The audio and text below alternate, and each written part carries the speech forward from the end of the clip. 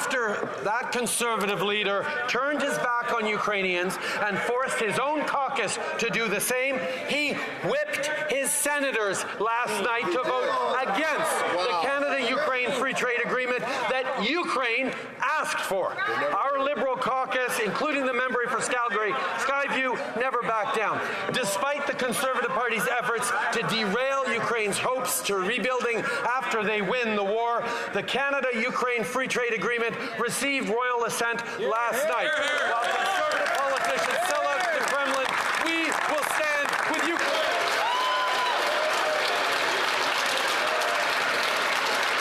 Dude is fired up.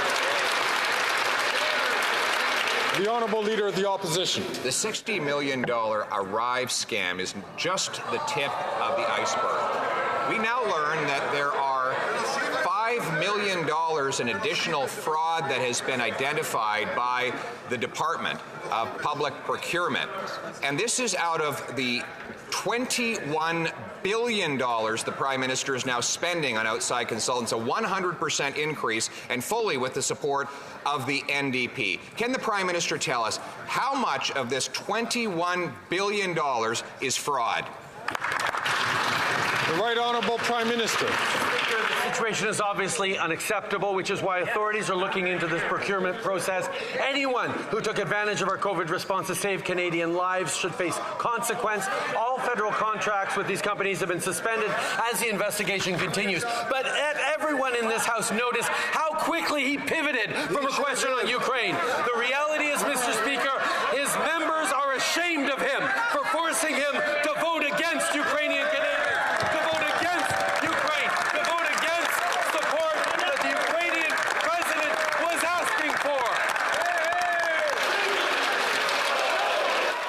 Control himself, man. Holy crap.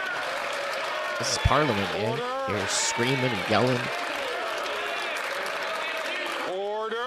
Need to get it together. Order. Like he's still yelling at them across the way. He's still yelling. To please.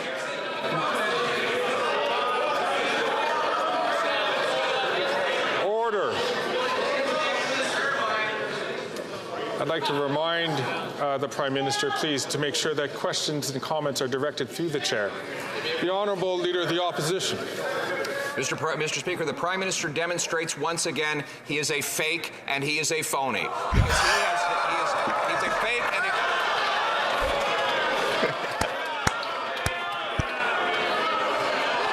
I'm going to remind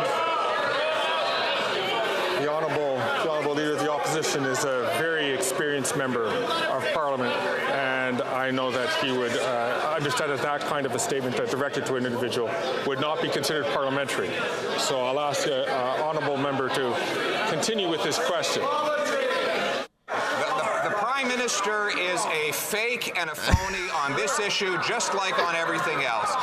Yes, sir. Yes, sir. Yes, sir.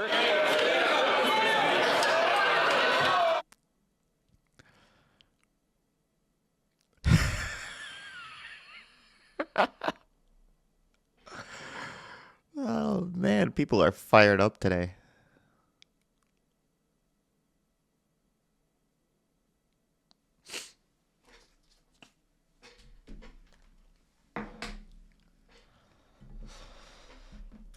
Oops.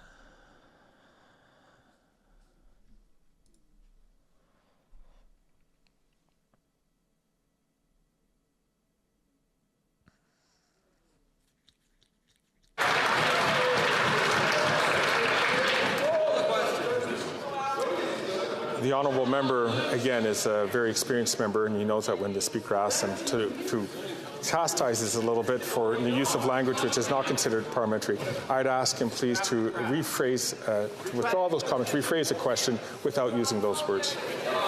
Mr. Speaker, this is a Prime Minister who authorized the export of gas turbines to pump gas from Putin's economy into Europe to fund the war. He's someone who signed on to allow Russian detonators to blow up Ukrainians on the battlefield, and he's a pro-Russia energy policy to fund the Russian economy. We'll take no less.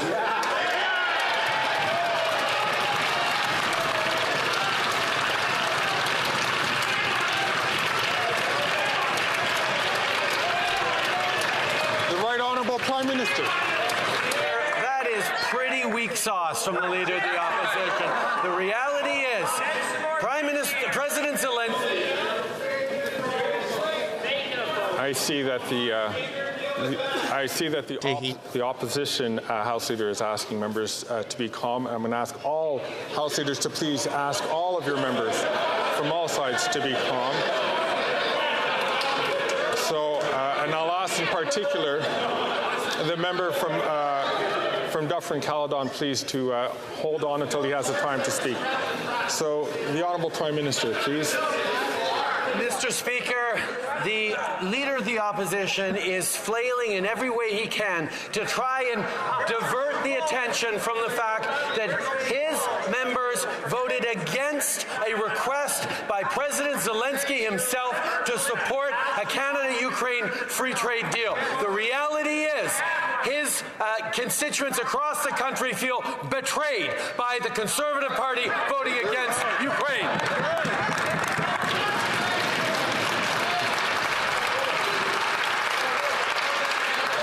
The Honourable Leader of the Opposition. The Ukrainians asked for us to give missiles that Conservatives support to Ukraine, not to give turbines and detonators to Russia, which is what he has done.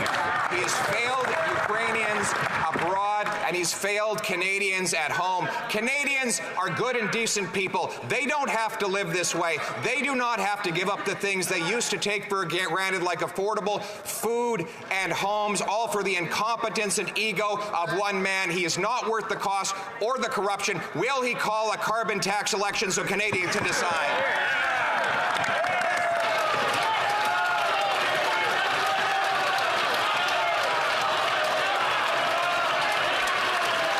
The Right Honourable Prime Minister. Mr. Speaker, notice how desperate he is to try and find any excuse he can to justify their voting against Ukraine. Suddenly, he's not talking about the price on pollution that Ukraine put in itself years ago. He's not using that as an excuse, even though that was all we heard as the justification for why they voted against Ukraine, voted against Ukrainian Canadians, voted against the reconstruction of Ukraine